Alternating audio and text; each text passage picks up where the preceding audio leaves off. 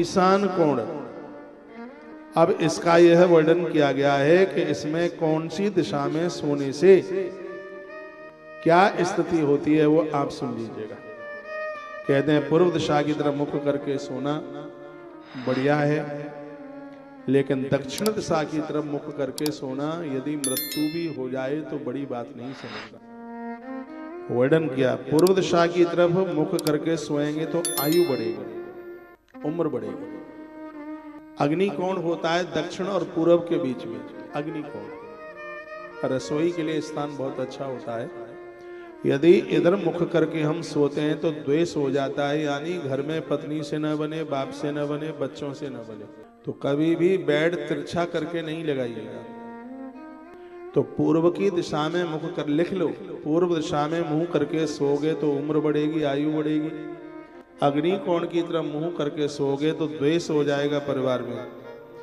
दक्षिण दिशा में यदि हम मुख करके सोएंगे तो उम्र घट जाएगी, मृत्यु भी हो सकती है, हार्ट अटैक वगैरह पड़ जाएगा।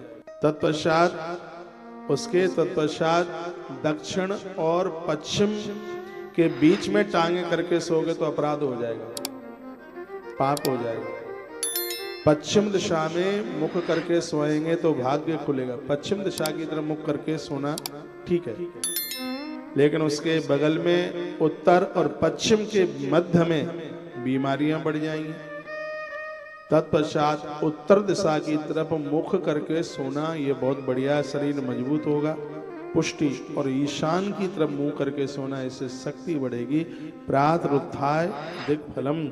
आठों दिशाओं में सोने से मुख करने से ये बातें बताई गई हैं।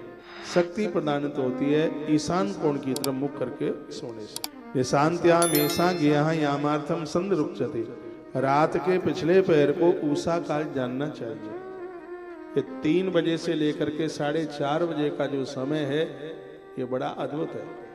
मैं प्राय कथा में मैं बोलता हूँ कि 3:20 से लेके 3:42 तक का जो 22 मिनट का समय ये परमात्मा से बात करने का है।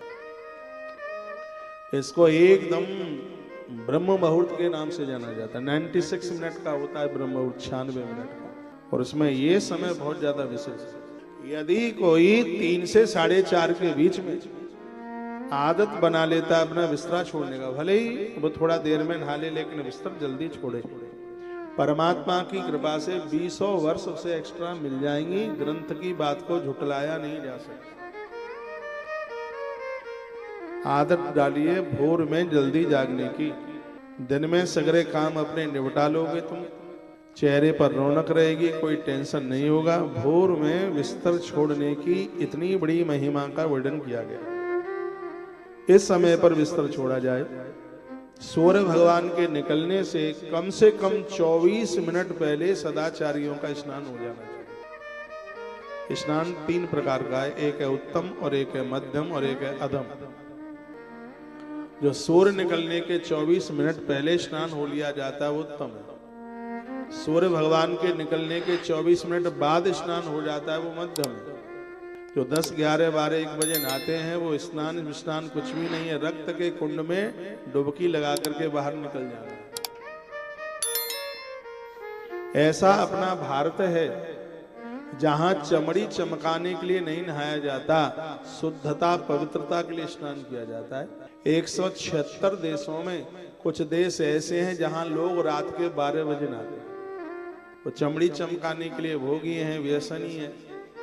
लेकिन हमारा देश ऐसा है, कहीं किसी गमीमे से भी कोई व्यक्ति चल करके आता है, मंदिर में प्रवेश करता है, घर के मंदिर में भी तो नहा धो करके, हाथ पांव मुंह धोकर कुल्ला करके ही वो प्रवेश करता है। इसलिए भारत को विश्व गुरु कहते हैं। भारत जैसा देश ना कभी पहले हुआ और ना कभी आगे होने वाला है। ये आर्यावर्त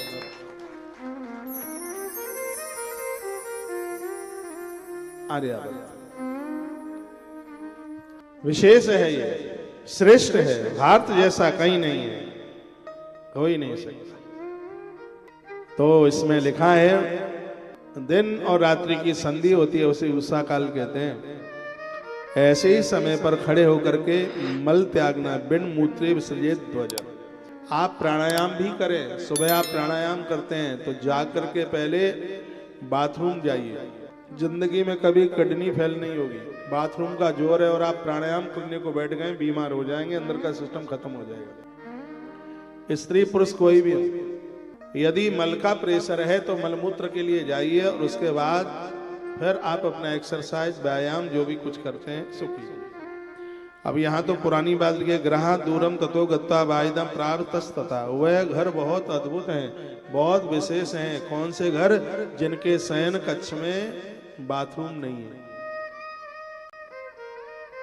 गुसल खाना नहीं है शयन कक्ष में।